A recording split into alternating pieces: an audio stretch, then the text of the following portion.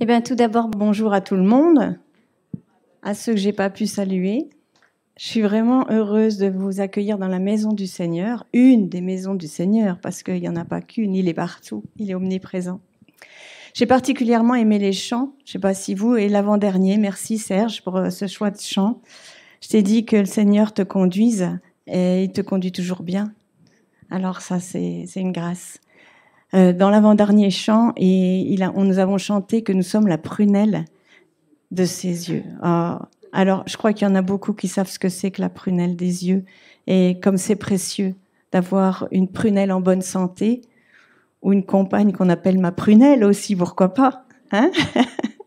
J'en vois qui se manifestent. Alors, vous êtes d'accord avec moi qu'on aime tous les belles histoires d'amour, hein? Et que entre le début de la création et encore aujourd'hui, l'histoire entre Dieu et son peuple est une véritable histoire d'amour. Ça commence par l'amour de Dieu pour l'homme, puis il le maintient pour son peuple, cet amour envers et contre tout. Il attend, il espère une réponse de leur part. Il y a un texte qui m'a particulièrement marqué il y a quelques années et qui revient sans cesse dans ma tête. C'est celui qui s'affiche. Mon peuple périt faute de connaissance. Et souvent on s'arrête là. Mon peuple périt faute de connaissance. Et un petit peu plus loin, il marque « Puisque tu as rejeté la connaissance, je te rejetterai. » Oh, ça c'est dur à entendre. Puisque tu as rejeté la connaissance, je te rejetterai. Alors moi, je me suis posé la question, mais la connaissance de quoi ? Jésus a répondu « de la vérité ». Vous connaîtrez la vérité et la vérité vous affranchira. Vous savez qu'avant, les esclaves, quand on disait on les affranchit, c'était leur donner la liberté. On affranchit un esclave, tu es libre maintenant. Alors de quelle vérité Jésus parle ?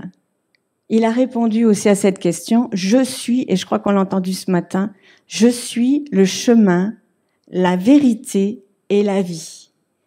Personne ne peut aller au Père que par moi. Car il n'y a qu'un seul médiateur entre Dieu et les hommes, Jésus-Christ, homme, qui s'est donné lui-même en rançon pour tous. Il a apporté ainsi au temps fixé la preuve que Dieu veut que tous les hommes soient sauvés. Il a apporté au temps fixé la preuve que Dieu veut que tous les hommes soient sauvés. Alors pour préparer cette prédication, je me suis plongée dans les écritures, on va dire originaux, la Bible en hébreu, traduite parce que je lis pas l'hébreu, et la Bible en grec, traduite aussi parce que pour moi, ce sont les paroles les plus proches de ce que Jésus a dit ou de ce que Dieu a voulu dire. Donc, être sauvé, en grec, dans le Nouveau Testament, c'est sozo. Ça, je pense que vous le savez. Qui veut dire salut, sauvé et guéri. Donc, en fait, si on comprend bien, ce n'est pas plus de foi qu'il nous faut, mais plus de vérité. Et si on veut plus de vérité, il faut identifier les mensonges. Les mensonges que nous avons crus, parce que ils nous ont peut-être été enseignés depuis longtemps, et il faut ôter ces mensonges de notre vie une bonne fois pour toutes.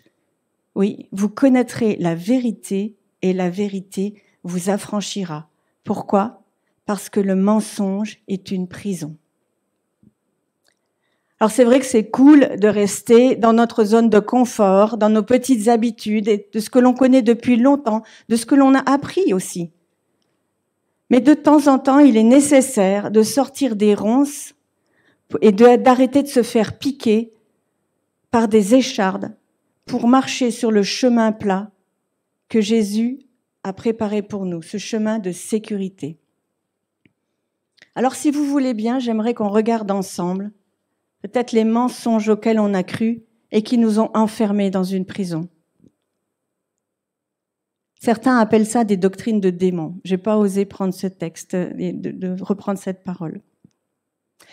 Alors le premier point, Dieu est souverain. Le souverain dans le temps des rois, c'était celui qui avait la possibilité de donner vie ou mort à ce qu'il voulait. Ça a une connotation qui est très négative. Et souvent, dans la bouche du chrétien, quand on dit Dieu est souverain, cela sous-entend qu'il fait ce qu'il veut. S'il veut nous guérir ou nous sauver, il le fait. S'il ne veut pas, il ne le fait pas. Que sa volonté soit faite. Ça, c'est une manière aussi de dire, voilà, c'est son problème, moi je m'en lave les mains, que sa volonté soit faite. C'est un mensonge. La souveraineté de Dieu veut dire que lorsqu'il arrive quelque chose, rien ne lui résiste. Quelles que soient les circonstances, rien ne peut lui résister. Mais en aucun cas, cela veut dire qu'il peut guérir ou sauver, ou s'il veut, il ne le fera pas. Parce que cela viendrait contredire ce que l'on vient de voir au-dessus. Car il n'y a qu'un seul médiateur entre Dieu et les hommes, Jésus-Christ homme, qui s'est donné lui-même en rançon pour tous. Il a apporté au temps fixé la preuve que Dieu veut que tous les hommes soient sauvés. Sozo. Vous êtes d'accord avec moi, la parole ne se contredit jamais. Et cela viendrait aussi contredire ce que Jésus est venu faire sur terre. Luc 4, 18, 19. L'Esprit du Seigneur est sur moi parce qu'il m'a oint pour annoncer une bonne nouvelle aux pauvres. Il m'a envoyé pour guérir ceux qui ont le cœur brisé, pour proclamer aux captifs la délivrance, aux aveugles le recouvrement de la vue, pour renvoyer libres les opprimés, pour publier une année de grâce du Seigneur. Il veut libérer les opprimés, redonner la vue aux aveugles, non pas physiquement, mais spirituellement, physiquement aussi. Ce sont des paroles qui sortent de la bouche de Jésus, qui ont été prophétisées par le prophète Ésaïe. Donc oui, Dieu est souverain, mais seulement dans le sens où rien ni personne ne peut lui résister. Deuxième point. Je suis indigne, ou pas assez bien, ou trop pécheur pour Dieu. Qu'est-ce que je l'entends ça? Ah oui, mais Dieu ne voudra pas de moi. Dieu ne veut pas me guérir parce que je ne suis pas assez bien. C'est un mensonge. Lorsqu'on déclare cette parole, c'est de l'orgueil. Parce qu'on regarde à soi. Je ne suis pas assez bien. Je ne suis pas méritant. Nous ne méritons rien. Tout nous a été donné par grâce. C'est un héritage. Le mérite, c'est une récompense, un effort donné, un travail donné. Nous n'avons donc rien à mériter, nous n'avons rien fait qui mérite la faveur de Dieu. Nous avons juste à hériter. C'est comme si vous aviez une vieille tante d'Amérique que vous ne connaissez pas. Et puis un jour tombe cet héritage de plusieurs millions de dollars. Vous êtes d'accord avec moi, vous ne méritez rien puisque vous ne la connaissez pas, vous n'avez rien fait pour elle. Mais vous avez juste à hériter. Alors j'aimerais dire que les chrétiens arrêtent de se flageller et de se culpabiliser sans cesse en disant « je ne mérite rien, je n'ai pas été assez bien, je n'ai pas assez prié peut-être, je n'ai pas fait ma prière du matin ou je n'ai pas… » Tout ça, c'est un mensonge. Croire que là on est indigne, c'est aussi croire que Jésus n'a pas tout accompli pour nous. Donc il faut encore faire des œuvres pour mériter notre salut, sans cesse et sans cesse. Jusque quand? Or, c'est par la souffrance de Jésus sur la croix que nous sommes sauvés, guéris, sozo. Tout est accompli. En grec, tout est accompli, c'est tétélestai, qui veut dire fini, définitivement terminé. Or, si Jésus a déclaré qu'il avait définitivement tout terminé, sachant qu'il ne faisait que ce que le Père lui demandait de faire, nous pouvons prendre en considération ce que Ésaïe 53 a déclaré. Cependant, ce sont de nos souffrances qu'il a portées, c'est de nos douleurs qu'il s'est chargé. Et nous l'avons considéré comme puni. Nous l'avons considéré comme puni. Frappé de Dieu et humilié. Mais il était blessé pour nos péchés, brisé pour nos iniquités. Le châtiment qui nous donne la paix est tombé sur lui. Et c'est par ses meurtrissures que nous sommes guéris. Jésus a donc bien payé la dette, définitivement terminée. Et si une dette est payée, elle ne revient plus. Si une dette est payée, elle ne revient plus. La colère de Dieu pour son peuple désobéissant est tombée sur Jésus, pour que nous soyons sozo, sauvés, pardonnés, guéris. Et Jésus a confirmé ses propos quand il est venu sur terre. Il a dit, qu'est-ce qui est le plus difficile ? Pardonner les péchés, il a dit aux pharisiens, pardonnez nos péchés, pardonnez vos péchés ou guérir les malades. Il est plus compliqué de pardonner les péchés parce que tu peux guérir quelqu'un qui n'a pas la foi. On peut guérir quelqu'un qui n'a pas la foi. Lazare a bien été ressuscité. Il n'avait plus la foi puisqu'il était mort. Mais on ne peut pas amener quelqu'un à Jésus sans qu'il ait la foi. Ça, c'est une décision du cœur. Donc, il est plus difficile de pardonner les péchés que de guérir. Donc oui, c'est un mensonge aussi. Troisième point. Je suis malade à cause de mes péchés. Ça aussi, vous devez l'entendre et je l'entends souvent. Mensonge. Je vous ai déjà dit plusieurs fois, et c'est quelque chose qui me met vraiment à cœur, que Dieu n'est pas un père qui tape sur la tête de ses enfants pour leur faire comprendre quelque chose, pour leur faire comprendre l'obéissance. Oui, nous devons marcher dans l'obéissance, mais Dieu ne veut pas utiliser cette manière-là. Alors vous allez me dire, bah oui, mais regarde l'écharde de Paul.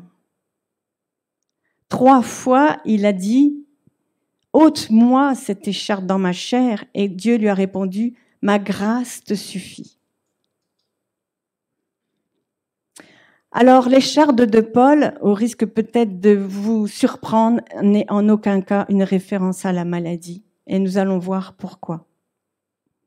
Nombre 33, 55.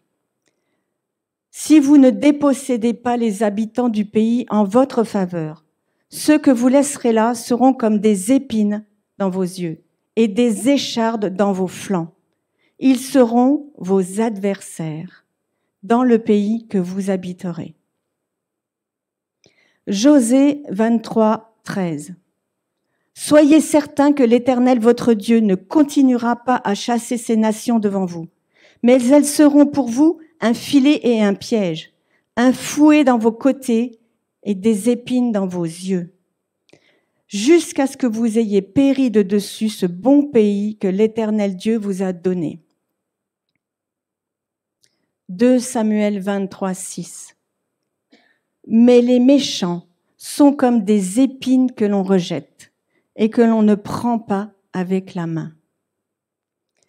L'écharde de Paul fait référence à ses adversaires et non pas à la maladie. Paul parle que partout où il va, ses adversaires l'empêchent d'annoncer la bonne nouvelle.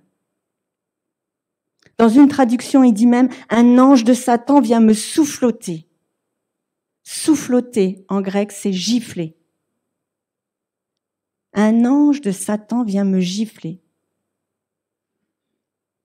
Et il se sent faible. Pourquoi? Parce qu'il veut annoncer la bonne nouvelle et il voudrait que tout le monde l'accepte. Et on voudrait tous ça. Or, des anges de Satan viennent pour provoquer des adversaires contre lui, pour le perturber, pour l'empêcher d'annoncer cette bonne nouvelle. Et qu'est-ce que Dieu lui répond? Ma grâce te suffit.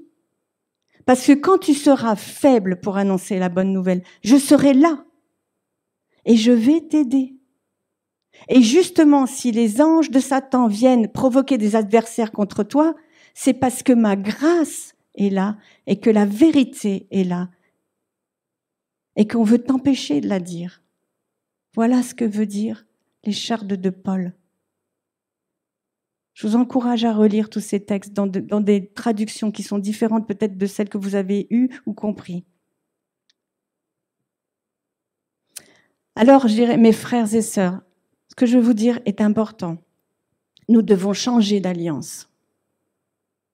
Nous ne sommes plus dans l'ancienne alliance de la loi qui a été faite pour prouver que sans Dieu, il était impossible d'avancer. Que cette loi a été faite et impossible de la respecter sans Dieu. Et que l'Éternel a puni son peuple désobéissant. Mais nous sommes sous la nouvelle alliance, l'alliance de la grâce, qui s'arrêtera un jour. Nous sommes sous l'alliance de la grâce. Et on ne peut pas mettre du vin nouveau dans des outres neuves, dans des outres vieilles, pardon. Cela les ferait éclater. Qu'est-ce que ça veut dire? Vous ne pouvez pas mettre cette nouvelle alliance dans de vieilles outres, dans de vieilles traditions. Ça les fait éclater. En quelque sorte, il faut renouveler nos mentalités pour que nous puissions connaître la vérité et que la vérité va nous affranchir. Changeons de mentalité. Changeons de lunettes. Regardons avec les lunettes de Dieu où tout est grâce. Car tant qu'on ne changera pas de mentalité, on va se priver de la bonté de Dieu et de tout ce qui va avec. Car le temps est venu où un souffle nouveau va venir. Car il est dit, dans les derniers temps, vous connaîtrez la vérité. Un temps est venu où le souffle nouveau est en train de souffler maintenant sur nous pour annoncer la vérité, pour ouvrir, redonner la vue aux aveugles. Dans l'ancienne alliance, l'Éternel a dit que son peuple soit sauvé des morsures de serpents venimeux dans le désert. Il fallait qu'il court et regarde le serpent d'airain sur la perche. Jésus a dit dans Jean 3,14, « Dans le désert, Moïse a placé le serpent de bronze en haut d'un poteau devant tous. De la même façon, le Fils de l'homme doit être placé en haut devant tous. Ainsi, tous ceux qui croient en lui auront la vie avec Dieu pour toujours. Oui, car Dieu a tant aimé le monde qu'il a donné son Fils unique, afin que quiconque croit en lui ne périsse point, mais qu'il ait la vie éternelle, qu'il soit sauvé. Sozo. Celui qui croit au Fils de Dieu n'est pas condamné, mais celui qui ne croit pas, celui-là est déjà condamné parce qu'il n'a pas cru au Fils unique de Dieu. Dieu a dit, vous allez mettre un serpent sur une perche, un serpent venimeux. Et si vous voulez être guéri, si vous voulez être sauvé, si vous voulez être guéri des morsures de serpent, de votre souffrance, regardez au serpent d'airain sur la perche. Jésus a dit, je me suis fait malédiction sur la croix pour que vous soyez sozo, sauvés. Il y a un parallèle entre le serpent d'airain sur la perche et Jésus crucifié sur la croix. Regardez au serpent d'airain sur la croix et vous serez guéris, sauvés. Car j'ai tout accompli. Pour la guérison ou pour le salut, Il ne faut pas regarder aux circonstances. Et on le voit en ce moment avec ces tumultes dans ce monde. Mais il faut croire aux promesses de Jésus. Car nous sommes dans une période de grâce qui va s'arrêter et il faut vraiment saisir cette grâce. Peu importe ce que tu as fait ou tu n'as pas fait. Si tu cours et que tu regardes à la croix, tu seras sauvé. Tu n'as rien à mériter, juste à hériter.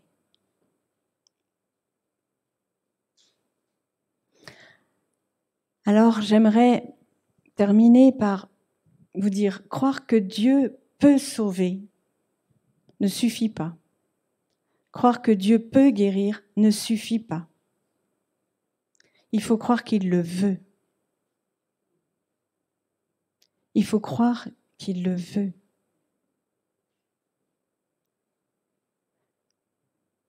J'aimerais, dans un monde parfait, qui n'existe pas, que les chrétiens ne disent plus « Dieu permet cette épreuve pour me faire comprendre quelque chose ». Parce que c'est un mensonge.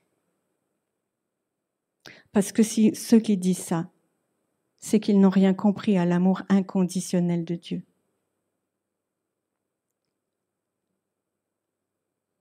Ils n'ont rien compris à l'amour inconditionnel de Dieu. Hier, je parlais avec mon mari. Est-ce qu'un papa ou une maman a un amour inconditionnel pour ses enfants? Pas de la même façon que Dieu, mais oui. Parce que quel que soit ce que votre enfant a fait, vous n'allez pas le rejeter. Vous allez essayer de le comprendre, de lui pardonner et de l'amener un peu plus vers le Seigneur. Mais vous n'allez pas lui donner un coup de pied en disant ce que tu as fait, c'est mal.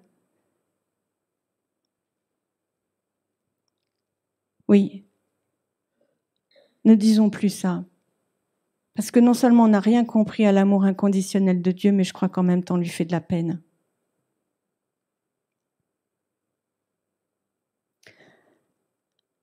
Comme on vient de le voir, la volonté de Dieu annoncée par le prophète Ésaïe, dans Ésaïe 9, 5, il a dit « Dieu qui promet à son peuple sa protection, la prospérité et la justice. »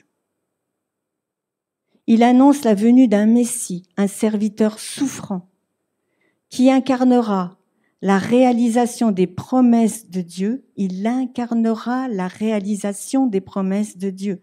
Est-ce que vous avez regardé le nombre de promesses de Dieu qu'il y a dans la Bible? C'est incroyable. Et attirera l'humanité tout entière à lui. Le Christ incarnera la réalisation des promesses de Dieu et attirera l'humanité tout entière à lui. Frères et sœurs, il ne suffit pas de lire la parole. C'est important de lire la parole parce qu'elle nous permet de comprendre et de s'approcher de Dieu, de l'intimité de l'épouse avec Jésus. Il ne suffit pas de la lire, il faut la croire et il faut la vivre.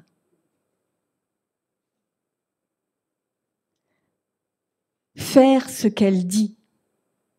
Car tant qu'on ne sera pas en osmose avec la parole et les promesses de Dieu, on sera toujours en échec. Toujours en échec. Lorsque l'on n'aura pas, on ne se sera pas approprié le langage de Christ, on sera toujours en échec. On ne peut pas dire d'un côté, Dieu veut guérir, sauver, pardonner tout le monde, et d'un autre côté, Dieu m'inflige une épreuve pour me faire comprendre. Ça va pas. Il y a quelque chose dans la balance qui va d'un côté qui n'est pas bon.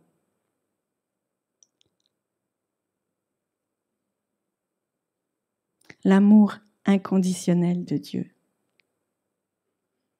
qui nous donne cette espérance qu'un jour, on sera avec lui. Quand on chante les chants, quand on a chanté le chant, là, tout à l'heure, je me souviens plus trop bien des paroles, mais des fois c'est difficile de chanter des choses et de se les visualiser. Je ne sais pas si vous êtes comme moi, mais visualiser que je suis sous la protection des ailes de Dieu. Visualiser que je suis assis dans les lieux célestes en Christ. Difficile ça. Je ne sais pas si vous êtes comme moi, mais pour moi c'est difficile. Alors je me concentre des fois et je me dis, oui, je vois. Et puis petit à petit, on relâche cette concentration et on se sent comme amené dans les lieux célestes. Marcher devant Dieu. Enlève tes chaussures car tu es dans un lieu saint, a dit le Seigneur. Être là dans sa présence. Et là, vous vous sentez comme plus là. Ça vous est déjà arrivé de plus être là. Et quand on se sera approprié le langage du Christ, on pourra dire, ce n'est plus moi qui vis, c'est Christ qui vit en moi. Si Christ vit en vous, réalisez juste cette parole, si Christ vit en vous, est-ce que vous pouvez être triste? Non. Est-ce que vous pouvez ne pas être sauvé? Non. Est-ce que vous pouvez ne pas être pardonné? Mais non, c'est pas possible. Si Christ vit en vous, alors vous avez accompli toute la loi. L'amour est dans votre cœur. Et rien que l'amour. Et je puis tout en celui qui me fortifie. Amen. Alors je voudrais juste, si Quentin, tu veux venir un petit peu au piano, si vous êtes d'accord, peut-être que je vous ai un petit peu choqué et je vous demande pardon, mais j'avais vraiment ça sur le cœur depuis longtemps. Et sachez que ce que je transmets, c'est aussi ce que moi j'apprends. Et en aucun cas, je ne le fais pour vous choquer ou pour vous perturber, mais parce que ce que moi j'apprends m'ouvre les yeux. Et il est dit que ce que l'on apprend, on doit aussi le transmettre. On ne doit pas garder ces choses pour soi. À quoi ça sert de garder des choses pour soi si on s'aperçoit que ça peut aussi faire du bien à d'autres? Hein? Alors peut-être que vous êtes d'accord, peut-être que vous n'êtes pas d'accord. Et c'est votre droit. Et je le respecte.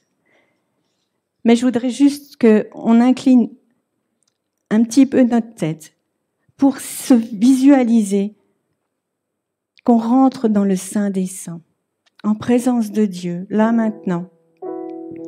Et cet amour de Dieu inconditionnel qui dit pour chacun d'entre vous, ça fait tellement longtemps que je t'attends, tellement longtemps que j'ai envie de te serrer dans mes bras, tellement mon amour est fort, je vais y mettre peu de pression dans mes bras parce que tu ne seras pas capable de le supporter. Tellement ma grâce est là, comme le manteau sur Élie le prophète, je vais la soutenir pour que tu ne sois pas accablé par le poids du manteau. Car j'ai tellement attendu ce moment de te serrer dans mes bras que je suis heureux. Et essayez de visualiser la grandeur de Dieu, sa bonté, sa justice. N'oublions pas quand même qu'il est juste. Ce que j'ai tout dit, ça ne veut pas dire qu'on doit continuer à pécher, ça n'a rien à voir avec tout ça. Dieu pardonne si on lui demande pardon. Dieu justifie. Dieu fait grâce. Alors peut-être que certains, comme moi, je l'ai fait, peuvent demander pardon. Pardon Seigneur d'avoir cru à ces mensonges. Pardon d'avoir cru que j'avais mal au dos parce que tu voulais m'infliger une épreuve. Et c'est tout simplement parce que je suis un peu usée ou que j'ai fait trop d'efforts. L'ennemi veut vous faire croire ça. Il voudrait tellement que vous soyez tout le temps dans la culpabilité. Tout le temps dans la culpabilité. À vous flageller, à toujours croire « j'ai pas suffisamment fait ». Arrêtons avec cet orgueil qui n'a rien à voir avec l'amour de Dieu. Alors moi, Seigneur, je renouvelle ces paroles de te demander pardon. Pardon pour les mensonges que j'ai crus. Pardon pour les mensonges que j'ai peut-être aussi prononcés. Et à partir de maintenant, je veux dire, ce n'est plus moi qui vis, c'est Christ qui vit en moi. Et je peux tout en celui qui me fortifie. Et ce Jésus qui a tellement souffert sur la croix, qui s'est donné pour moi, pour vous, pour chacun d'entre vous, n'est qu'amour, bonté, grâce, sainteté. Dieu qui s'est fait homme.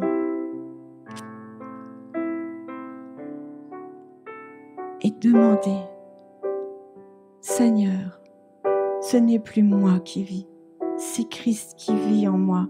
Fais que je diminue et que tu prennes toute la place. Car quand tu auras tout pris, tu auras pris toute la place. Puisque tu m'as délégué une partie de ton autorité sur terre, je peux tout en celui qui me fortifie. Amen.